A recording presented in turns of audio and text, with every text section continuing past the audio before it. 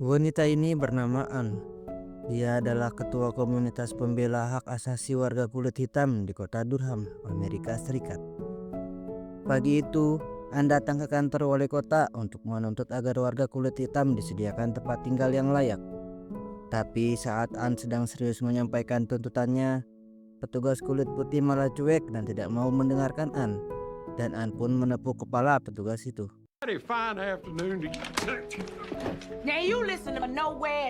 Di tengah keributan, wali kota muncul dan berusaha menenangkan situasi. Meski sebenarnya tidak peduli demi pencitraan, wali kota menyarankan agar Ann menyuarakan tuntutannya dalam sidang terbuka. Mendengar itu, Ann mengerti lalu pergi.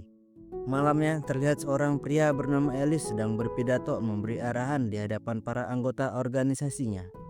Organisasi mereka disebut dengan Triple K, organisasi yang rasis yang menganggap ras kulit putih sebagai ras terbaik di antara ras lainnya. Ellis adalah ketua organisasi tersebut. Dalam pidatonya, ia memperingatkan bahwa warga kulit hitam mulai bergerak menuntut kesetaraan. Agar orang-orang dari ras rendahan itu tidak bertindak seenaknya, Ellis menghimbau semua anggotanya untuk mengagalkan setiap pergerakan mereka. Kita harus tunjukkan siapa ras yang berkuasa di kota ini. Tentatively approved as new citizens of North Carolina Unit 9 of the is directed to certify the petitions and prepare the oaths for ceremony.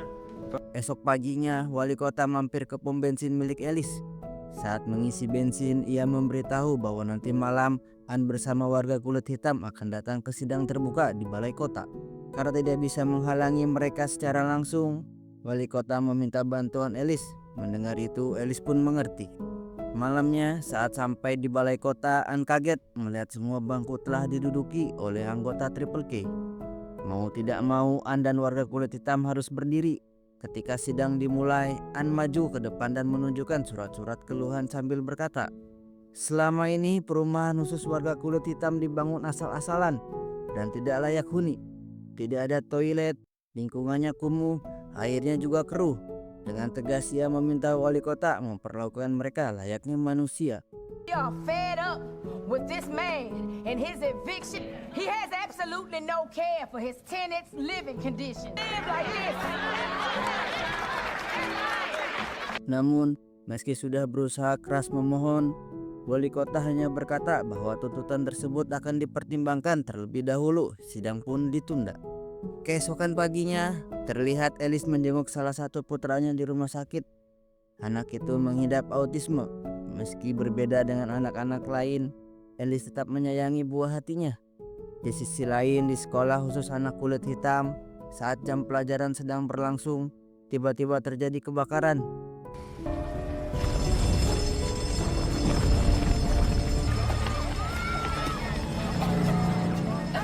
Setelah mendapat kabar bahwa sekolah putrinya terbakar, Ann segera datang. Ia panik tetapi tetap berusaha membantu evakuasi.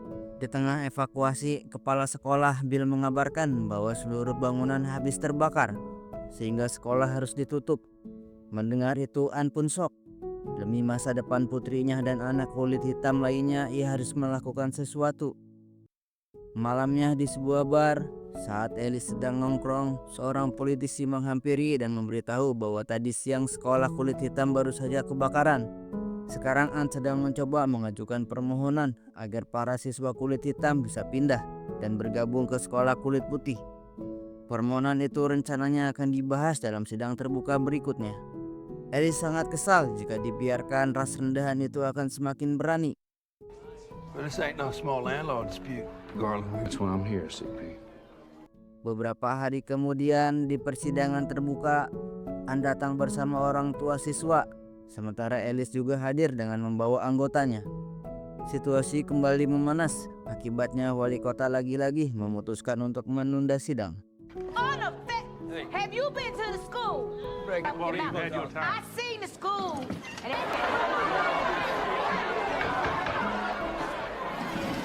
Now what we talking about is Mr. Steele. Two basic questions. One, place. Keesokan harinya, di kantor Departemen Hukum, pemerintah pusat mengirim seorang pengacara kulit hitam bernama Bill untuk menengahi konflik di kota Durham.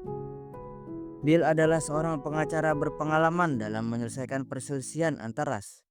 Keesokan harinya Bill mengundang Ann dan Alice untuk makan siang bersama. Setelah berkenalan, Bill menjelaskan bahwa ia diutus menyelesaikan masalah perpindahan murid kulit hitam ke sekolah kulit putih. Selama beberapa minggu ke depan, saya akan bertemu dengan semua orang tua siswa dari masing-masing ras agar program ini berjalan lancar, kata Bill. Bill juga butuh asisten. Ia ingin Ann dan Alice bekerja sama membantunya.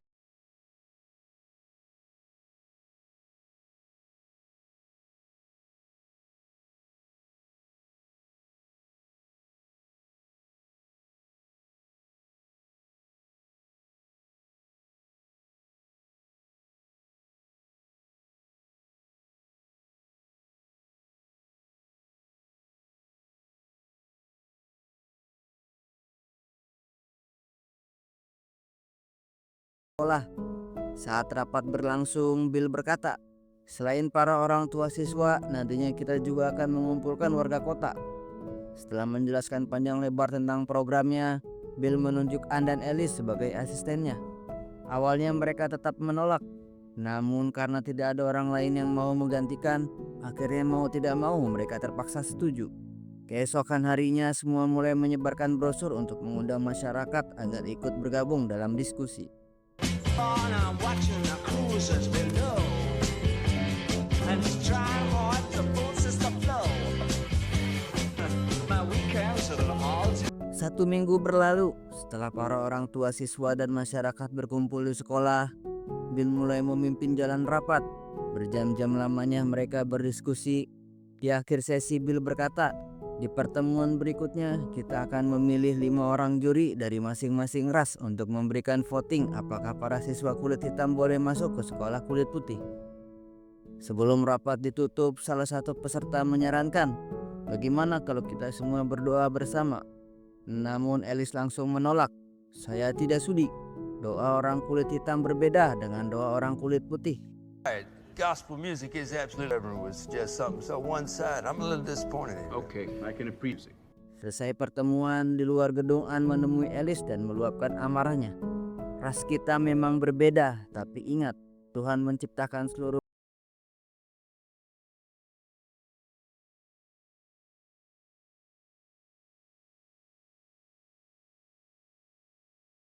Ketika melihat beberapa orang kulit hitam merusak atribut Triple K di sekolah, Ann langsung memarahi mereka. Meski Triple K adalah organisasi jahat, kita tidak boleh membalas kejahatan dengan kejahatan juga. Dari kejauhan, Alice memperhatikan Ann yang merapihkan kembali atribut Triple K yang rusak, dan dia hanya terdiam. Esoknya, setelah memilih 5 orang juri dari masing-masing ras, Bill memulai rapat. Selama diskusi, kedua kubu saling berdebat dan menjelekkan satu sama lain. Seorang juru kulit hitam berusaha menenangkan, "Wajar jika semua orang tua di sini mengkhawatirkan anak-anaknya. Tapi kekhawatiran kita berbeda. Tidak seperti anak kulit putih. Setiap hari anak kulit hitam harus mengalami diskriminasi. Meski masih kecil dan tidak tahu apa-apa, mereka sering diludahi. Masyarakat mengusir mereka saat berjalan di tempat umum. Mereka tidak boleh duduk sembarangan. Mereka menghadapi banyak penindasan lainnya. Rasa sakit mereka tak akan pernah dirasakan oleh anak-anak kulit putih." Mendengar kisah itu, semua pun terdiam. Pain they experience every day that we can't. And God is a Selesai rapat, saat makan siang Alice duduk satu meja dengan Ann. Biar tidak canggung, Ann mencoba mengajak ngobrol. Awalnya Alice tetap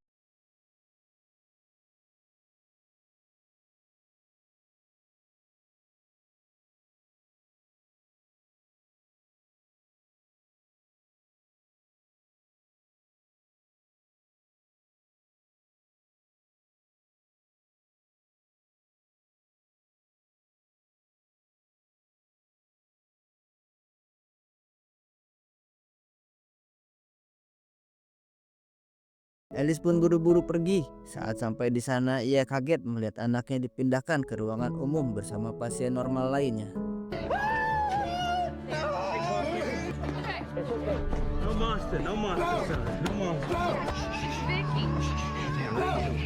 Walaupun Alice sudah memohon agar putranya dikembalikan ke ruang perawatan anak berkebutuhan khusus, tetapi sayang, suster tak bisa mengabulkannya. Selama tunggakan biaya rumah sakit bulan lalu belum lunas, maka putra Elis terpaksa ditempatkan di ruang umum. Elis hanya bisa pasrah. Malamnya saat rapat berlangsung, Anne merasa bingung karena Elis masih belum datang. Saat mencari ke kantor, tanpa sengaja ia menguping pembicaraan Elis yang sedang berbicara di telepon tentang putranya. You like them others. Yes, I'm seeing him tomorrow, I'm sure. Keesokan paginya, diam-diam Anne pergi ke rumah sakit untuk menjenguk. Ketika melihat keadaan putra Elis yang tampak tidak nyaman, hati Anne tersentuh. Tanpa pikir panjang, ia meminta tolong kepada suster untuk memindahkan anak itu ke ruang perawatan anak berkebutuhan khusus. Siang harinya ketika mendengar kabar itu, Elis langsung menghampiri Anne di kantin. Namun bukannya berterima kasih, ia justru malah besar. "Aku tidak sudi dibantu oleh ras kulit hitam rendahan." Mendengar kata itu, Anne hanya bisa menghela napas panjang dan beristighfar.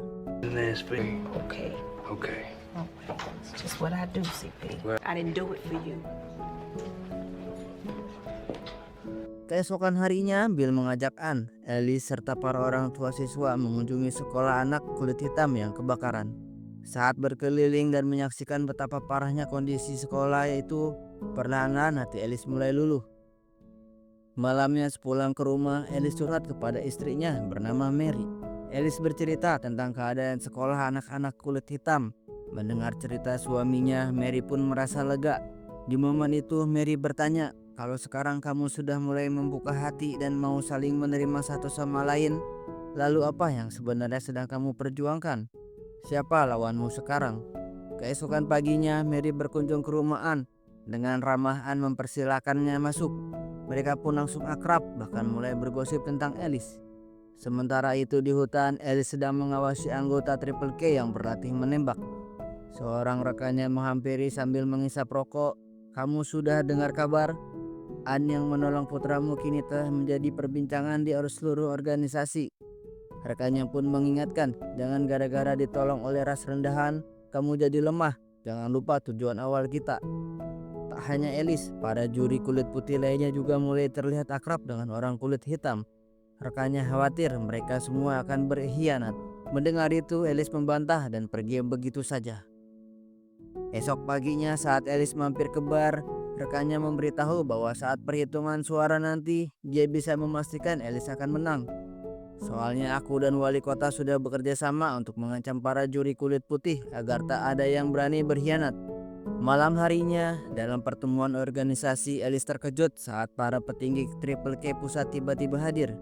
Rupanya mereka ingin menganugerahkan penghargaan kepada Elis atas jasanya membangun organisasi di Durham. Di tengah tepuk tangan, Elis justru merasa gelisah.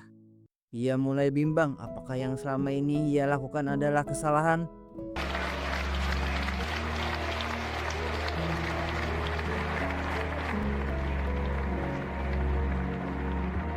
Esok harinya, di kantor setelah mendengar tentang para juri kulit putih yang diancam, Anne terkejut.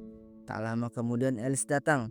Namun sebelum sempat menjelaskan, Anne yang terlanjur kecewa langsung meluapkan amarahnya. "Kamu pengecut, kenapa sampai melakukan cara kotor seperti ini?" Elis tak membantah, meskipun bukan ia yang melakukan pengancaman, tetapi ia tetap merasa ikut bertanggung jawab. Sepulang ke rumah, Anne menangis memikirkan masa depan putrinya dan anak-anak kulit hitam lainnya yang mungkin akan putus sekolah. Ia merasa telah gagal. Kini ia hanya bisa pasrah menunggu hasil voting besok malam. Malam voting pun tiba. Para orang tua siswa, masyarakat, dan anggota Triple K hadir dalam pertemuan itu. Setelah menyampaikan pidato, Bill mempersilahkan satu persatu juri untuk memberikan suara mereka. I vote yes. I vote no. I vote no.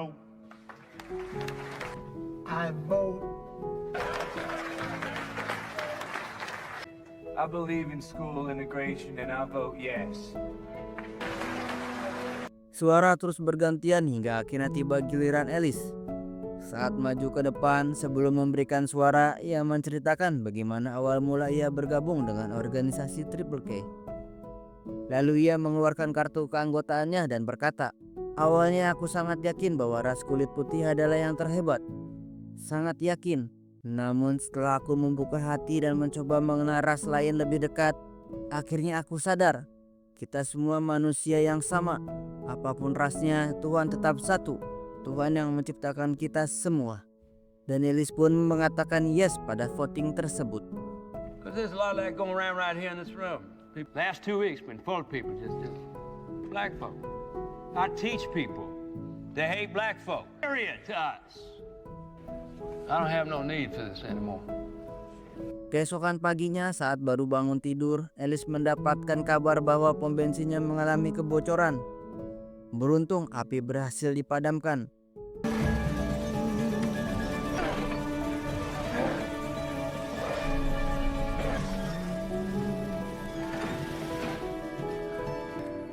Sepulang ke rumah untuk berjaga-jaga, Ellis mulai menyiapkan senjata. Beberapa hari berlalu, akibat mendukung warga kulit hitam, sebagian besar pelanggan kulit putih berhenti membeli bensin di tempat Ellis dan bisnisnya pun mulai sepi. Hari itu saat Ellis dan Bill sedang mengobrol, Bill menyampaikan kabar bahwa murid-murid kulit hitam akhirnya sudah mulai masuk sekolah. Mendengar itu Ellis pun senang. Namun di tengah obrolan tiba-tiba banyak mobil warga kulit hitam berdatangan ke pom bensinnya. Mereka semua ingin mengisi bensin dan Ellis pun terkejut. Namun dengan sigap, ia langsung melayani pelanggan satu persatu. Film ini mengajarkan bahwa kebencian bisa dikalahkan dengan pemahaman dan bahkan musuh terbesar bisa menjadi sekutu jika kita mau membuka hati. Perubahan tidak terjadi dalam semalam, tetapi keberanian untuk mendengarkan dan memahami dapat mengubah dunia lebih dari yang kita bayangkan. Keberanian bukan hanya melawan ketidakadilan, tetapi juga mengulurkan tangan kepada mereka yang kita anggap sebagai musuh. Terima kasih sudah menonton. Jangan pernah menyerah, lakukan yang terbaik. Sampai jumpa di next video.